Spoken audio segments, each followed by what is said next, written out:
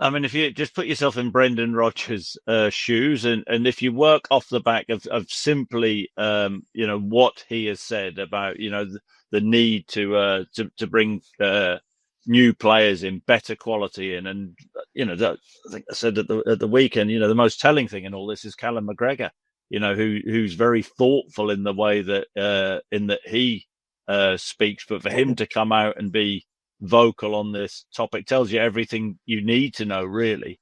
And you think that if the club hierarchy don't want to listen to you journalists, and they don't want to listen to people like myself and other pundits and supporters, blimey, take a listen to your captain who's there in the building, in the dressing room, leading and saying we are short. So from Brendan Rodgers' position, he's gonna feel deeply unhappy about this. I don't know this, but is there some dynamic now higher up at the club which just isn't working? Has there been a breakdown somewhere?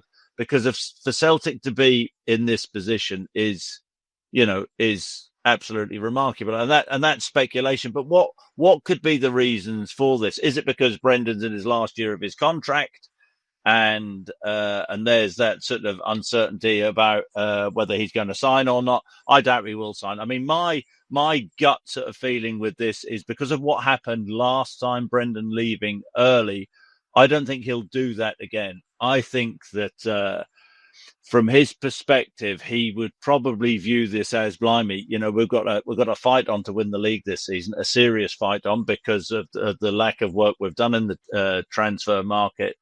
But I'm going to show what a good coach I am. I'm going to get Celtic over the line, and then I'm going to wave goodbye to the club. I've done my job, and I'll see it through to the end this time and walk away. And Celtic still have a fair chance of winning the league. It's just that the club should never have been, or the team should never have been put in this position where they are going into a league season, and Rangers, all the turmoil which has happened across the city, all of a sudden, if you're a Rangers fan and you think, there've been a basket case this season with what's gone on with Russell Martin, but in many ways, I think the Celtic fan base at this particular time are probably just as angry, if not angrier.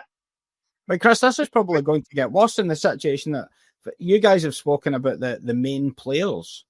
The main players are now, Celtic are going to have to go to the well with Callum McGregor and Dyson Maeda and players like that every single week. There is a chance they're going to break down. Celtic are 2 or 3 injuries away, for example, of being completely and utterly exposed in the Europa League. You're talking about Brendan Rodgers' his credibility as a coach and wanting to show what a good coach he is. He's been left in a terrible position here, Chris. I think that's a great point you make, and where everybody was looking forward to the Champions League and trying to go again in that and trying to make progress. I'm like you. I'm looking at the Europa League. Does Brendan Rodgers have to prioritise now in terms of domestically, just bread and butter, winning the league, or does he go full hit in the Europa League?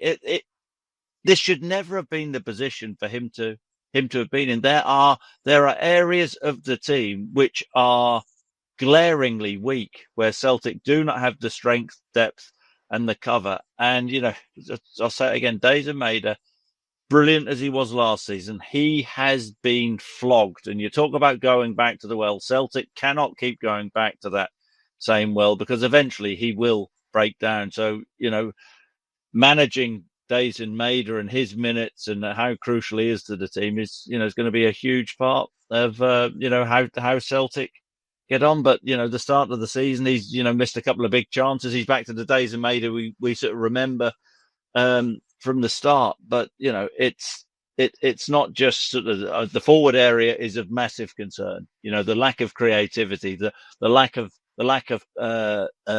pace and speed in those wide areas, the lack of players who want to take the fullbacks on. That's been alarming at the start of the season. And it's okay, if we're going to strip everything back, Celtic got over the line late against St Mirren, probably deserved to win, but didn't create loads of chances.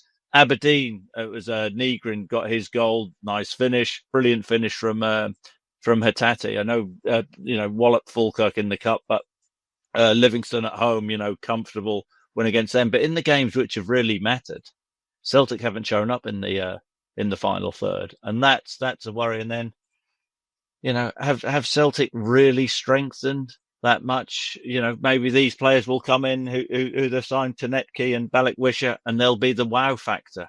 Nygren has done all right domestically, but I just think from where Celtic are now to where they were a season ago, 2 seasons ago, it's night and day.